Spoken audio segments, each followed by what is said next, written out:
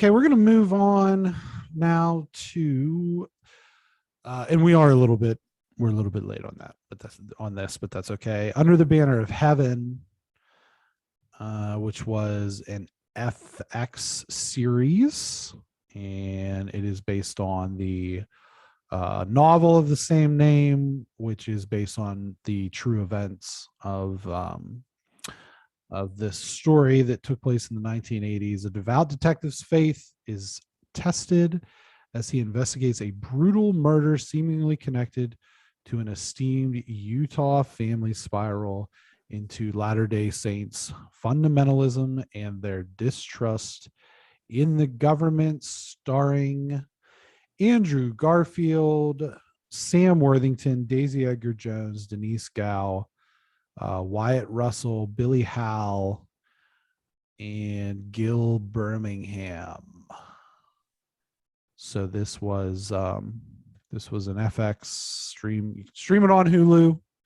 That's where I watched it. But yeah. So we're a little late on this, which is my fault. It happens. But perfectly cast. Oh my God. Agreed. Like one of those shows where you're like, every single person is literally where they should be in this. Mm-hmm. Andrew Garfield, I think this is a point where we have to just say Andrew Garfield is one of our great actors. I think we just have to say this at this point. Like, he's one of the great actors of this generation. And because he can do a lot of different things. He can do it well. And this was a showcase for him. And also was just like, everybody else's cast. Wyatt Russell is so good at what he does. Everybody's so good at what they do. And then to kind of break this down, everyone thinks this is weird. I'm not trying to be mean. Everyone thinks that this religion is cultish. Okay. So it's about the Mormons. Yeah, so let's just the Mormons. Put that out there. And this is a thing that took place in the 80s with the Lafferty family, who were kind of like considered the Kennedys of Utah.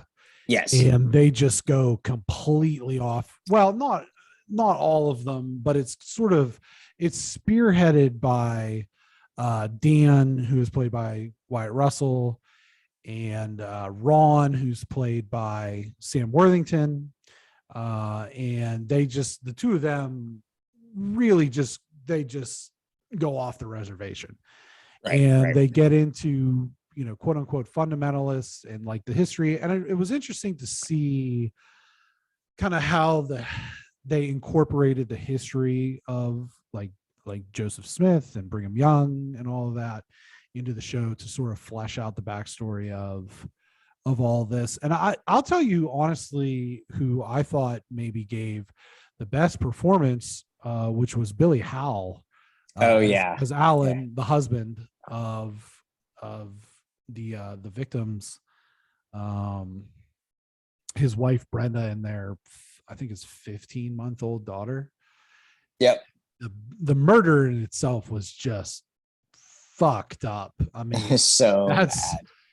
And it was, this was, and what did we say? We were talking about Miss Marvel last week, and we said it's hard to shift gears when you're watching things like Tokyo Vice and We Own This City and Under the Banner of Heaven, and even Obi-Wan's. It's not super lighthearted, you know what I mean? No. I mean, as far as Star Wars stuff goes, and then to turn on Miss Marvel, and it's just like there's colors and pop music and everything. But getting back to this show, I agree with you. Perfectly cast in every single role. Yeah. And Garfield was pretty incredible in this. You can see the empathy that he wears throughout this series, and as he's starting to put things together, that sort of thing. But yeah, really, really great show. Really interesting subject matter. And yeah.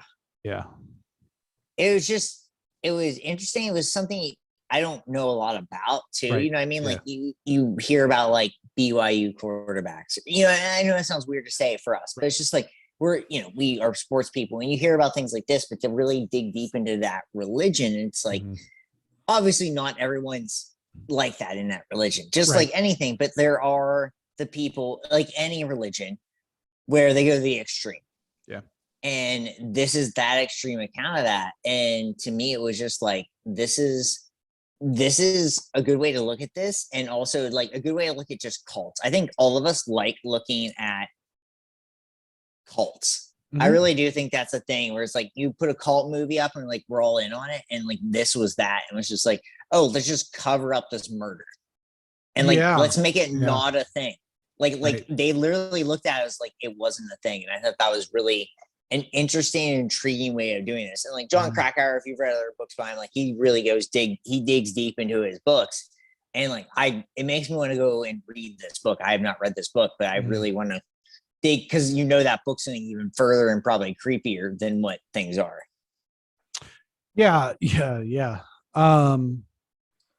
I think that this, it does show how this, and I don't know anyone of this particular faith, and it's funny in a sense because like South Park's made the jokes like, oh, they were right all along and stuff like that. And then there's things like Mormons came from Mars and stuff. It shows, I think it paints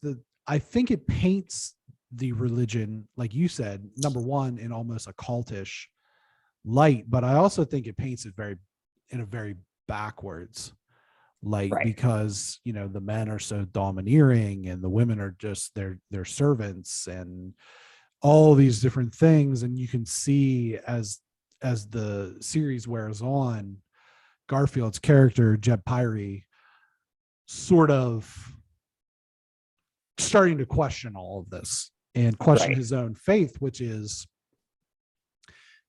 I mean, we've talked about the fact that like as far as movies and stories goes, you can really only tell 7 stories, 7 different stories. And the Shakespeare. Yeah. And I think that the man grappling with his faith is sort of the man versus self sort of thing. Is it can be really powerful when done right. And I thought that this was done very well. The casting was great. The writing was great. It's the only thing that I would say is that it's kind of a hard watch. Oh, it's definitely a hard watch. Yeah. The episodes are all over an hour long. And the subject matter is really heavy. This isn't something that I would tell somebody to watch. There's no funny moments. There's no funny moments in this show. Very few. Very little levity. And it usually comes from Gil Birmingham's character, who is Garfield's partner, detective, who's a Paiute Indian, Native American, Bill Taba. And it usually any levity comes from that character. But yeah, I mean, it's heavy. I think that this is even heavier than We Own the City. And I think it's partly because of who the victims were and how brutal the murders were. Because they said they almost decapitated the baby. Right. So that's freaking insanity. The other thing is and unless I was just like nodding off or missed it, I don't believe that they specifically said like what happened to Dan and Ron. Yeah, they didn't really specifically go into it. Yeah. After the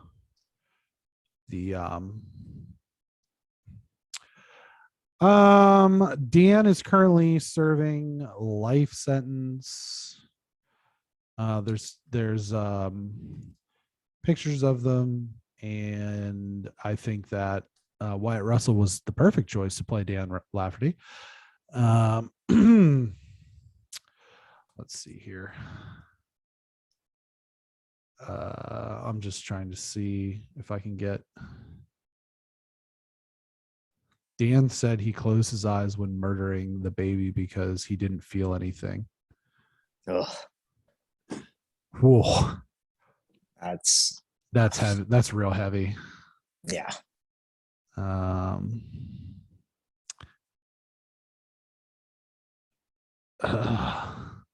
They couldn't come. It was a 10-2 split on whether he should get the death penalty. So he's serving back-to-back life sentences. And then and he was given the death penalty. Yeah. He would have been. He chose. This is how crazy Utah is. I swear to you, it's still the Wild West. He chose to be executed by firing squad, but died of natural causes in 2019. Of that is Utah. I think it's the only state where that's still legal. I think so. Yeah. Yeah. What a wild thing. But anyway, where would you land on this for a rating? 8.5. It's really good. It's a great show. I'd probably give it an 8. Yeah. Yeah. I'm a little bit nastier when it comes to I'm a tougher grader.